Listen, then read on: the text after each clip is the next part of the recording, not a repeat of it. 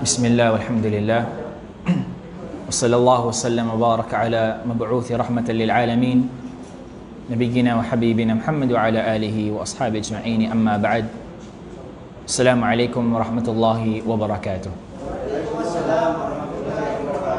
اللهم علمنا ما ينفعنا وانفعنا بما علمتنا وزدنا علما يا رب العالمين. Mga kapatid sa pananampalatayang Islam, insyaAllah ta'ala ay magpapatuloy po tayo ng ating pag-aaral ngayon insyaAllah sa subject natin na fiqh. Okay? Subject na fiqh. Okay? So, nakaraan, alhamdulillah, ay ating pong natalakay, yung last na natalakay po natin yung siwak, at yung sunnah fitriya, yung sunnah al-fitriya, fitra, yung sunnah na fitra. Okay? Ano yun? Unang-una,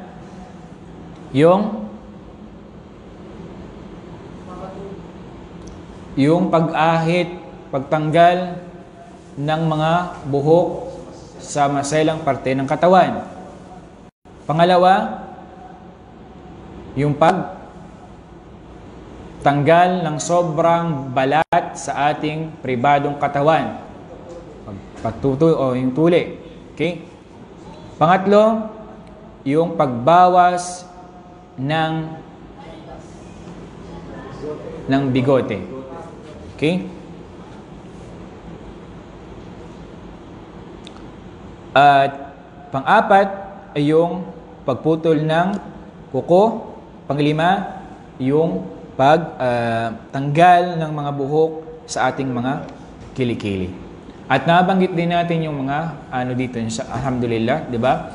So, nabanggit natin yung hikmah kung bakit, halimbawa, sa pagpapatuloy, bakit tayo inutusan ng Islam para ito ay kalinisan, okay? At kung bakit natin binabawasan o tinatanggal yung bigote natin para pagsalungat sa mga non-Muslim, sa mga kuffar. Okay, gayon din yung pagputol ng kuko. Okay, ang mga non-Muslim ay sa kanilang pagpapahaba ng kuko, normal lang sa kanila. So tayo sa Islam, hindi dapat. Okay. Panglima, yung pagtanggal ng buhok sa kilikili. Siyempre, minsan nagbibigay ito ng body odor. Yung masamang amoy ng kilikili. Okay? Siyempre, lalo na pagpawisin ka, so, ganun talaga yung mangyayari. Okay?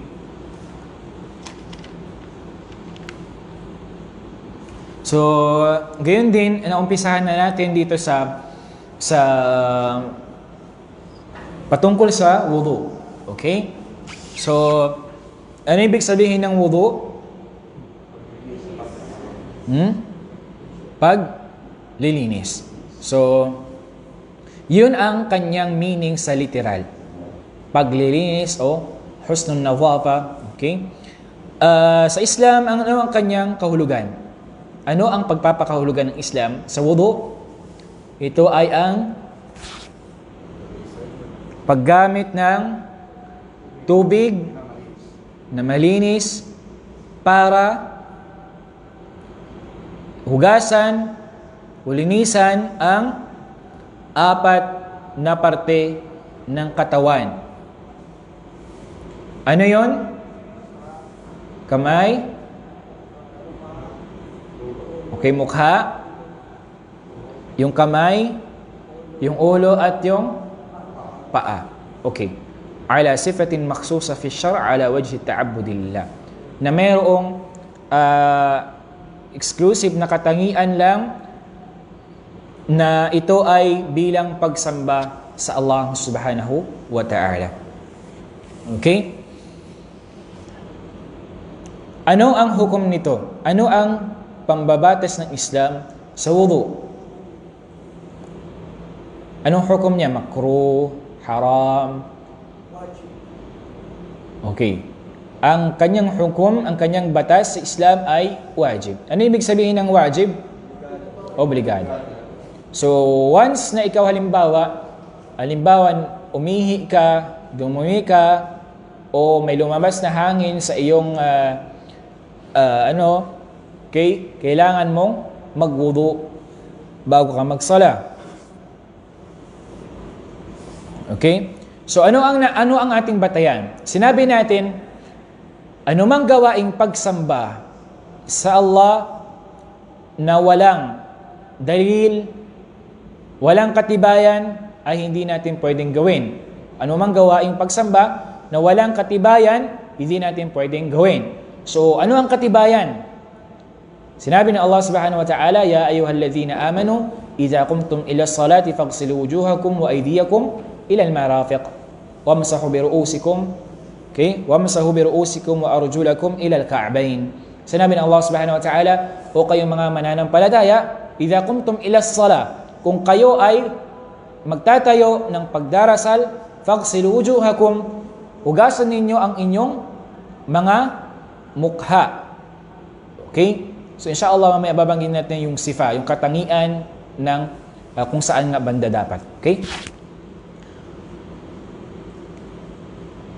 Faghsilu wujuhakum wa aydiyakum, at inyong kamay hugasan ninyo ilal marafiq, hanggang sa siko, wamsahu bi ru'usikum, hugasan ninyo o kaya punasan ninyo, okay, wamsahu, punasan ninyo ang inyong ulo, wa arjulakum ilal ka'bayn, at inyong mga paa hanggang sa bukong-bukong. At sinabi ng propeta sallallahu alaihi wasallam, la yaqbalu Allahu salatan man ahdatha hatta yatawadda'a. Sabi ng propeta sallallahu alaihi wasallam, hindi tatanggapin ng Allah subhanahu wa ta'ala ang anumang sala maliban na lang kung siya ay makapag-wudu muna. Okay? So dapat bago tayo magsala ay tiyakin natin na tayo ay nakapag-wudu na tayyib.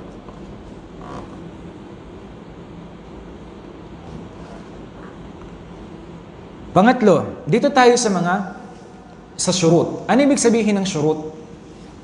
Mga kondisyon. So, dito, kapag nawala ang isa sa mga kondisyon, tanggap ba ang ating wudu?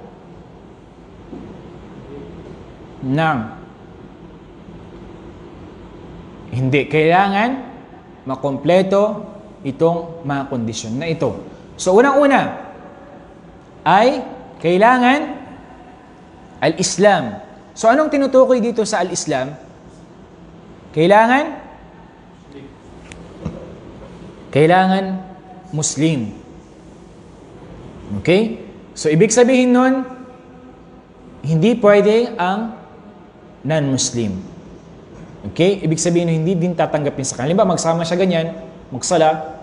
So, wala sa kanyang kondisyon, kaya hindi tatanggapin sa kanya. Gayon din, kailangan al-aql.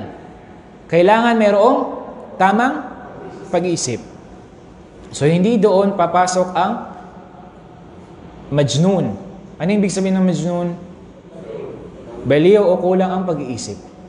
Okay? What tamyiz? Ang tamyiz, kailangan umabot na sa tamang gulang. Tamang edad, wastong gulang. So sa ano bang mga palatandaan na masasabi natin na sa tamang gulang na ang isang tao? Mga palatandaan sa lalaki.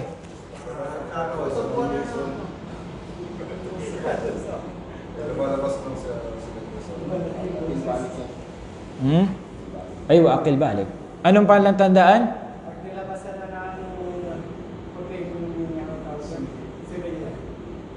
May puting semelya. Okay. Yung magkakaroon ng Adam's apple. Wallahu alam sa Adam's apple. Yung boses na. Yes. Yung pag may tumubo na sa pribadong katawan. Sa babae, kapag mayroon na siyang buwan ng dalaw. Sa lalaki, wala naman, di ba?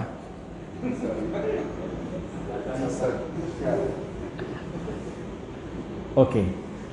Tayyib?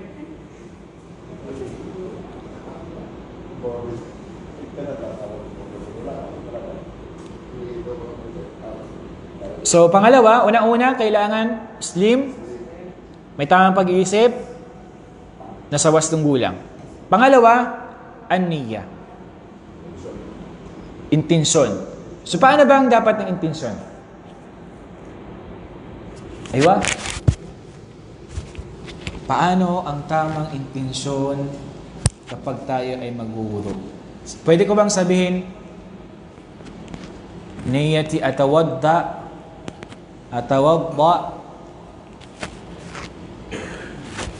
Pwede mo bang sabihin ganon?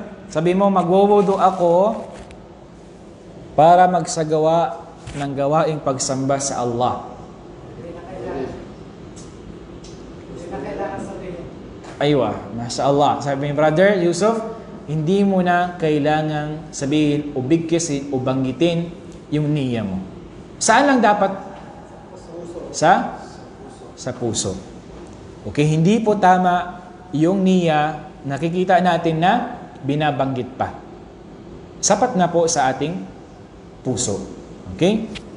So, kailangan huwag nating kalilimutan yung niya kapag tayo ay magwuwudu.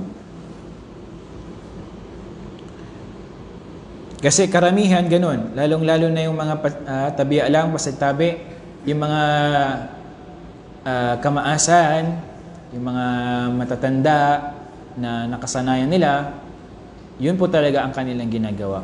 Makita mo yan bago magwudu, di mo pwedeng istorbohin. Di mo pwedeng istorbohin. Magganon pa yan, tapos matagal pa. Talagang taimtim na kon.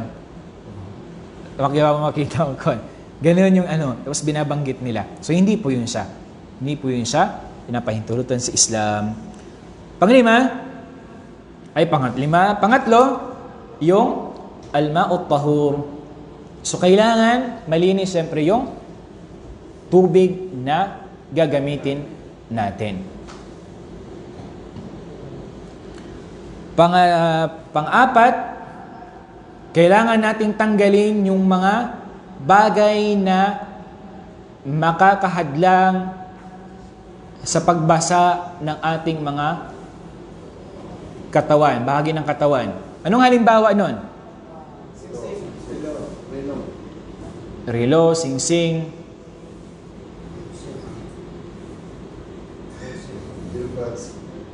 AirPods, hindi mabasa. Ano pa? Sa mga babae. Sige. Yes, ahsan. Cutex. Kailangan din pong tanggalin ang cutex. Ang makeup na mababasa yun. Pati yung sabi nilang, yung white lang. Ano ba tawag doon? Yes, clear lang sa white. So, tanggalin din po yun sa mas muna. Nail polish, okay naman yun siya. Panglinis naman yun. Cuticle pa.